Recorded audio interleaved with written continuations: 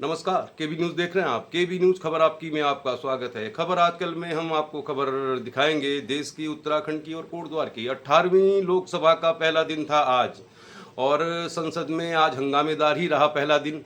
कुल मिलाकर जैसा पहले से नज़र आ रहा था, एक मजबूत विपक्ष की भूमिका में थे राहुल गांधी, अखिलेश यादव और उनकी पूरी टीम। तो हंगामेदार ही रहा पहला दिन और ये सिर्फ बानगी है। उम्मीद की जा रही है कि आने वाले दिनों में और भी ऐसा कुछ होगा जो पिछले 10 सालों में नहीं हुआ। दरअसल 2014 और 2019 में बीजेपी और एनडीए को इतना बहुमत मिला था कि विपक्ष का नेता यानी विपक्ष के नेता के तौर पर किसी भी दल के नेता को मान्यता नहीं मिली, क्योंकि कम से कम 10% सांसद होने बहुत जरूरी हैं। तो 543 सीटों वाली लोकसभा में 54 सांसद होने जरूरी थे, जो कांग्रेस के पास भी 52 ही थे 2019 में। लेकिन इस बार ऐसा नहीं है, इस बार विपक्ष मजबूत है और जैसा तमाम चैनल में ये कयास लगाए जा रहे थे कि संसद में इस बार उस तरह एक तरफा कार्रवाई नहीं हो पाएगी, एक तरफा बिलों को पास नहीं कराया जाएगा। और ऐसा ही हुआ आज पहले दिन और संविधान की कॉपी लेकर पूरे विपक्षी के नेता संसद के बाहर प्रदर्शन करते नजर आए। जब प्रधानमंत्री, गृह मंत्री ने शपथ ली यानी वो डायस तक पहुंचे, तो राहुल गांधी ने उन्हें संविधान की कॉपी दिखाई, जो इस समय मीडिया में वायरल हो रही है। कुल मिला के बहुत आसान नहीं था और सबसे मुश्किल तब हुई जब शिक्षा मंत्री धर्मेंद्र प्रधान शपथ लेने आए, तो सेम नीट का मामला वहाँ पे दिखाई दिया। और जब प्रधानमंत्री ने अभिवादन किया सांसदों का और अखिलेश यादव और राहुल गांधी की ओर जब उन्होंने हाथ जोड़कर अभिवादन किया परंपरा के अनुसार, तो फिर अखिलेश यादव ने अयोध्या से जीत कर आए सांसद अवधेश का हाथ भी ऊपर उठा दिया, यानी उन्हें थोड़ा सा चिढ़ाने की कोशिश की और यही प्रक्रिया चलती रही। पूरे मीडिया में आज ये खबर छाई हुई है। जिस तरह से 4 जून का परिणाम आया, तो पूरे उत्तर प्रदेश में इसकी समीक्षा की जा रही है कि किस तरह बीजेपी को कम सीटें मिली, खासतौर पर अयोध्या में। और अयोध्या से बहुत तरह की खबरें आ रही है, यानी कि वहाँ पर एक रेलवे स्टेशन के पास दीवार बनाई गई थी जो ढह गई। इसके अलावा वहाँ पर डीएम और महंत राजू दास के बाद साथ भी कुछ बहसबाजी हो रही है, यानी कि कुल मिला के समीक्षा के दौरान सिर्फ टब्बल हो रही है बीजेपी में उत्तर प्रदेश में और ये सिलसिला जारी है। बात करते हैं उत्तराखंड की।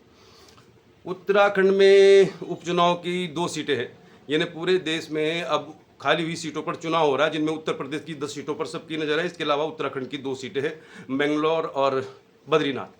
बद्रीनाथ में राजेंद्र भंडारी पाला बदलकर बीजेपी में चले गए हैं और अब उनके खिलाफ लखपत बुटोला ने जब नामांकन कराया, तो उनके नामांकन में भी भारी भीड़ उमड़ी। कुल मिला के यहाँ पर मुकाबला काफ़ी कांटे का बताया जा रहा है और पुष्कर सिंह धामी ने खुद अब इस चुनाव प्रचार की कमान संभालने का फैसला किया, यानी वो भी प्रचार करते हुए नजर आएंगे।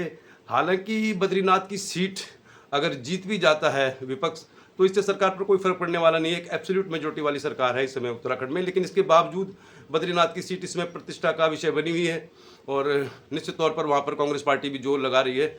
10 जुलाई को वोटिंग होनी है और राजेंद्र भंडारी के भाई वीरेंद्र भंडारी जो पहले से ही बीजेपी में है, उन्होंने भी निर्दलीय पर्चा भरा हुआ है। तो कुल मिला के मामला फंसा हुआ है। दोनों ही प्रत्याशियों ने नामांकन कराया, तो भारी भीड़ उसमें नजर आई और लखपत बुटोला कहीं से भी इसमें कमजोर नजर नहीं आ रहे। तो 10 जुलाई को होगा मतदान, तभी मालूम चलेगा कौन जीतता है बद्रीनाथ की सीट। कोटद्वार में भी नीट परीक्षा के दौरान पेपर लीक का मामला गरमाया रहा और कोटद्वार में कांग्रेसियों ने इसके खिलाफ प्रदर्शन किया और योग दिवस के अवसर पर कोटद्वार के मवा कोर्ट में भी योग दिवस को धूमधाम से मनाया गया। देखिए एक खबर। हमारे आदरणीय श्री क्योंकि इस आशीर्वाद होटल अमेरिका पॉइंट के स्वामी हैं श्री तनमोल गौड़ जी और उनके सुपुत्र का शिव जी जब प्रातःकाल था, तो आप उस समय आए तो आपको फिर योग की पूरी जानकारी हम दे पाए। आज तो सांकेतिक रूप में हमने जो अभ्यास किया बहुत कुछ अभ्यासों को हमने सम्मिलित किया, जिससे कि आप समझ पाए कि आखिर योग में कितनी शक्ति है। तो हमारे आदरणीय श्री क्योंकि इस आशीर्वाद होटल अमेरिका पॉइंट के स्वामी हैं श्री तनमोल गौड़ जी और उनके सुपुत्र का शिव जी जब प्रातःकाल था, तो आप उस समय आए तो आपको फिर योग की पूरी जानकारी हम दे पाए। आज तो सांकेतिक रूप में हमने जो अभ्यास किया बहुत कुछ अभ्यासों को हमने सम्मिलित किया, जिससे कि आप समझ पाए कि आखिर योग में कितनी शक्ति है। तो लंबे समय से गर्मी की मार झेल रहा पूरा मैदानी क्षेत्र, खासतौर पर कोटद्वार भाबर भी अब थोड़ा सा इससे राहत की सांस ले रहा है, क्योंकि बारिश एक दो दिन के अंदर दाल में हो रही है थोड़ा थोड़ा, और आज झमाझम बारिश हुई, सुबह कल भी बारिश हुई, तो अब मौसम जो है पहले से कुछ बेहतर है। लेकिन सबसे बड़ी परेशानी बरसात अगर ज़्यादा होती तो उसके बाद आने वाली है। कोटद्वार भाबर में सड़क को चौड़ा तो किया गया है ज़रूर, लेकिन चौड़ा करने के दौरान सड़क को खोद दिया गया, उसमें पत्थर काट कर बिछा दिए गए और अब काम रोक दिया गया है। तो निश्चित तौर पर ये थोड़ा सा समझने वाली बात है कि जब सड़क को चौड़ीकरण करने के बाद उसमें डामरीकरण हो नहीं सकता, क्योंकि बरसात के समय डामरीकरण नहीं होता, तो फिर ये अनायास सड़क को चौड़ी कर दिया गया है। अगर बारिश होगी तो जिन जगहों पर सड़क को चौड़ा किया गया है वहाँ पर लोगों को आने जाने में और कीचड़ से बहुत समस्या होगी। तो इस तरह की कार्यप्रणाली है कि जब सितंबर में ही काम होना था तो 10-15 दिन सड़क पर काम करके लोगों की पाइपलाइनें तोड़ दी गई, और अब ये काम होना है सितंबर में। तो हमें लगता है कि काम अगर थोड़ा रुक के ही होता तो ज़्यादा बढ़िया था। फिलहाल देखिए सड़क के दोनों ओर पत्थर तो बिछा दिए गए हैं, लेकिन अब इस पर डामरीकरण होने में समय लगेगा।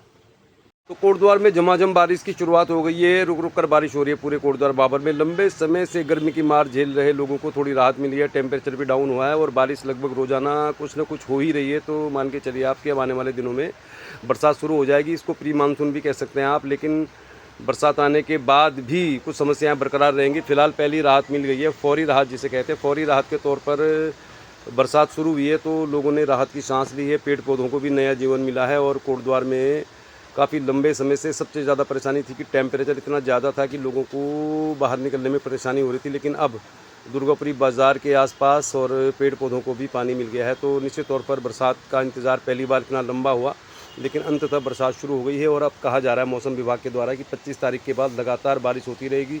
उम्मीद करते हैं जो भी काम सरकार करना चाहती है बारिश से पहले, आपदा से पहले, चाहे कोटद्वार दुगड्डा मार्ग की स्थिति हो, चाहे कड़वासरम महुआ कोट हो, चाहे मालनपुल के पास हो, चाहे अन्य जो ज़रूरी काम है वो समय पर हो जाएं तो ज़्यादा बेहतर रहेगा सभी के लिए। तो धान की रोपाई का इंतज़ार कर रहे तमाम उन लोगों को जो खेती बाड़ी के जरिए अपना जीवन यापन चलाते हैं, उनके लिए भी राहत की सांस है। और अब धान की रोपाई भी कुछ दिन बाद शुरू हो जाएगी, क्योंकि बारिश होने से अब इंतज़ार खत्म हो गया है।